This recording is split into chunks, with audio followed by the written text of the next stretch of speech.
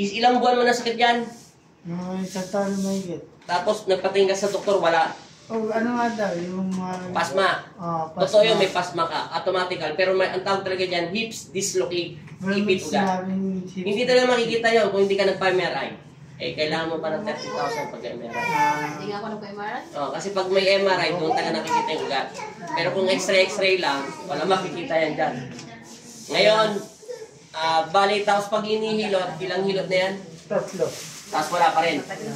Ano lang, parang gamot lang din nung katulad ng sabi mo na pag ano, nakawala yung gamot babalik yung sakit. Oo, ganun talaga. Parang ganun lang din. Marami ng experience. Okay, tayo. Ngayon, lumakad ka ng naayos sa lakad mo. Yung gawin mo yung dati mong lakad yung wala ka pang sakit. Tingnan mo kung ano. Sige. Normal na lakad lang. Sige, lakad lang diretso. Anong pinagkaiba? Kanina, paano ka maglakad? Paano? Hindi sa akin ganito. Ganyan. Okay, iba na, no? Meron pa. Dito ka pa po. May biomechanics ka pa. May biomechanics. Palakpakan niyo siya. Yan po. Diba, magaling ka na? First session pa lang. Gagraduate na agad. Madali lang yan ayusin. Kaya anong pinagkaiba sa lakad niya ngayon? Okay na? Ano mo po ba siya, te? Pamangkin siya ng sawa ko. Pamangkin. Di, pamangkin mo na rin. Nanay, higa ka na po doon. Taga saan kasi kayo, te? Okay, salamat. Okay na yan. Saglit lang yan. Maganda na pagkaramdam mo, sir? Nawala na yung sakit sa singit. Nawala na. Kanina, kung pindot lang. Sakit. Tinitiis mo lang, ano?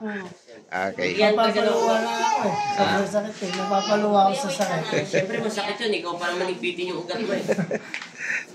Masakit yun. Sige na. Bye-bye. Di baling suntukin ka na lang sa hita. Kaya mo pang hitayin. Salamat din sa inyong pagtitiwala. Pero yung Salamat ugat, sa mahirap yung pagtitiwala. At pasalamat ka dito kay tita mo. Dinala ka niya dito. Ayaw mo pa daw sumama. Napilitan ka lang. Pag pinatagal mo yan, malulumpo ka na.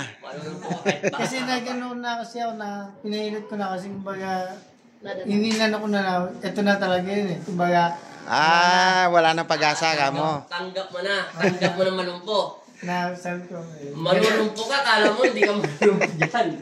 kasi sabi siya na yun sabi niya ganun na daw ganito ganyan sabi ko Kaya, wala yung katawan natin para din sa sakyan na gasoline. Yung diesel kasi aandar yun kahit karag-karag yung may mga singaw-singaw pag napaandar mo na pag humiplan titignan. Yung gasolina kasi baliktad. Kaya malamig, mainit, pag mayroong singaw, palyado. Parang ganyan din sa katawan natin. Yung mga ugat, hangin, hindi pantay-pantay, karburador, etc. Kuryente, yan. Parang ganyan din katawan natin. Kaya wala siya sa align. Kita mo, wala nang papayat yan. Dahil payakot na nga. Wala nang papayat. Wala ka ng trabaho. Tapos maliit pa. Tapos wala nang trabaho. Pag nagatas. Sige, sir.